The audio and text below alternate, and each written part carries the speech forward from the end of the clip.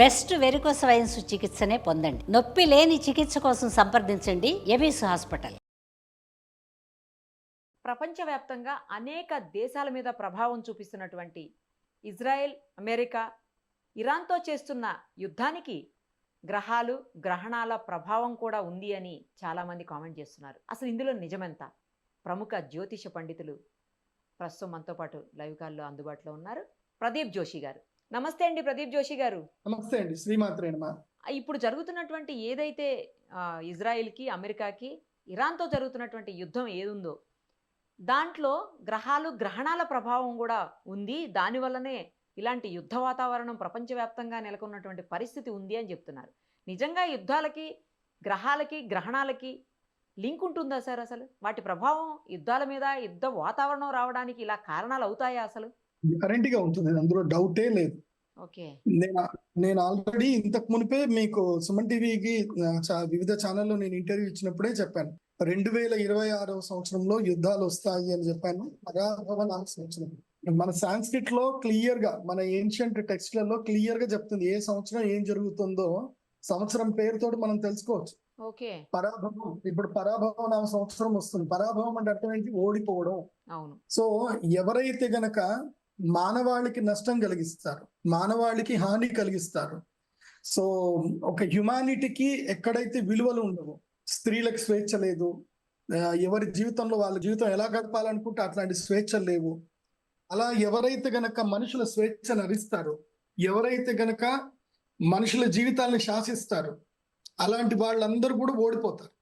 So అదే ఇప్పుడు జరుగుతుంది. పరాభవ నామ సంవత్సరం అదే జరుగుతుంది. ఇప్పుడు ఇరాన్ యుద్ధం కానీ, తర్వాత వేరే ఏ యుద్ధాలైనా సరే, యుద్ధం ఎందుకోసం వస్తుంది?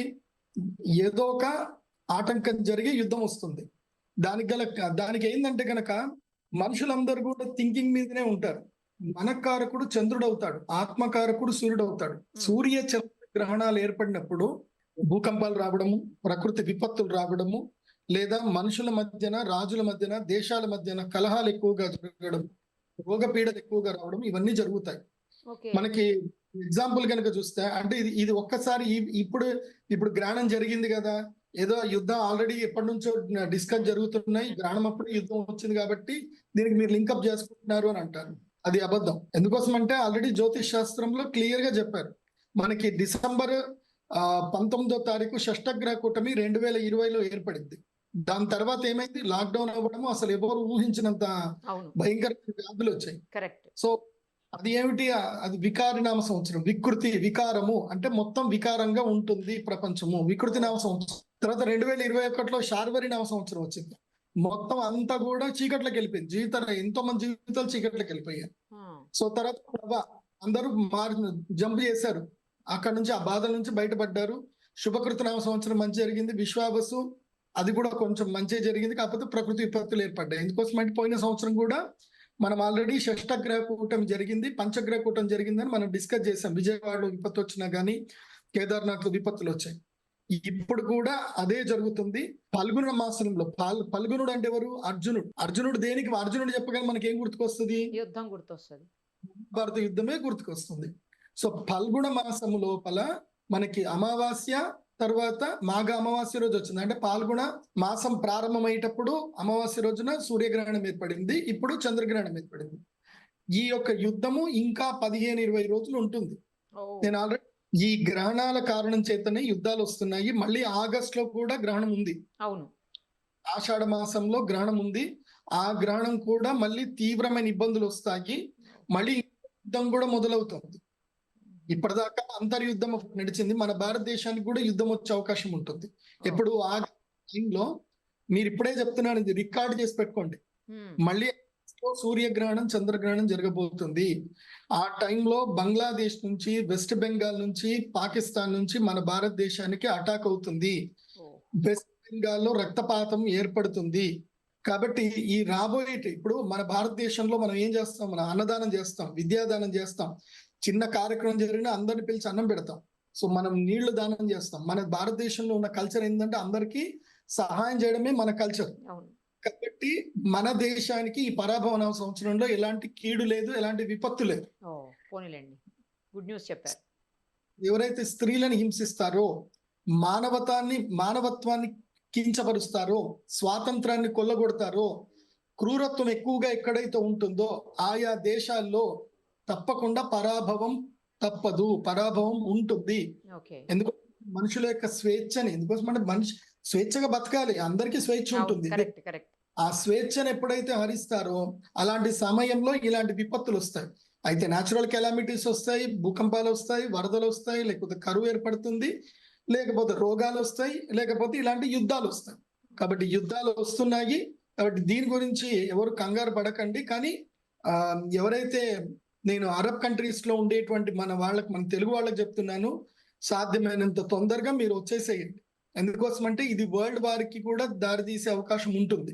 ఇది ఆగదు. ఇది ఇప్పుడు ఇది ఎందుకోసం అంటే, ఇది నేను చెప్పకూడదు, అలాంటి స్టేట్మెంట్స్ ఇవ్వకూడదు, కానీ ప్రపంచంలో అందరూ అంటున్నారు ఇది ఒక ఉగ్రవాదం మీద, తీవ్రవాదం మీద జరుగుతున్న యుద్ధము అని చెప్పి ట్రంప్ చెప్తున్నాడు. సో అదే గనక వాస్తవం అయితే గనక ఇది పెద్ద యుద్ధమే అవుతుంది. ఎందుకోసం అంటే ఇప్పుడు ఇవాళ నేను పుతిన్ గారిది కూడా ఎక్స్ లో స్టేట్మెంట్ చూశాను. పుతిన్ గారు కూడా ఇరాన్ని బ్యాకప్ చేసుకొని వస్తున్నారు, చైనా కూడా ఇరాన్ని బ్యాకప్ చేసుకుంటూ వస్తుంది. So if China and Iraq backup చేసుకొని వచ్చాయి అని అంటే, సో మళ్ళీ ఇటు అమెరికాకి, భారత్, ఇజ్రాయెల్కి ఎట్లాగా భారత్ సపోర్ట్ చేస్తుంది. సో ఇట్లా మెయిన్ పెద్ద పెద్ద కంట్రీస్ ఉన్న ఈ 6 కంట్రీస్ గనక సపోజిట్ అయిపోతే గనక ఇది వరల్డ్ వార్ కిందకి దారి తీస్తుంది. కాబట్టి ఇది వరల్డ్ వార్ కింద కూడా దారి తీసే అవకాశం ఉంటుంది. కాబట్టి నేను తెలంగాణ వాసులకి, ఆంధ్ర వాసులకి, ముఖ్యంగా భారతీయులకు అందరు కూడా చెప్తుంది ఏంటంటే, ఇకపై పరాయ దేశాలకు వెళ్ళడం మానండి. కువైత్, వేరే ఆ ఎడారి దేశాలకు వెళ్ళకండి. అక్కడ కష్టాలు పడి, బాధలు పడి, భార్య పిల్లల్ని దూరం చేసుకొని, ఎందుకండి ఈ జీవితం, బతికే జీవితమే కొన్నాళ్ళు బతుకుతాము. హ్యాపీగా ఉన్నంతలో సంపాదించుకొని కారమన్నమో ఏదో ఒకటి తిని భార్య పిల్లలతో హ్యాపీగా ఉండక అక్కడెక్కడో వెళ్ళిపోయి ఎడారి దేశంలో డబ్బు సంపాదించి ఏం చేస్తారు? ఏముంటది చెప్పండి? సుఖపడను అనుభవించని డబ్బు నీకు నిరర్థకం. కరెక్ట్ చెప్పారు సార్. అవును.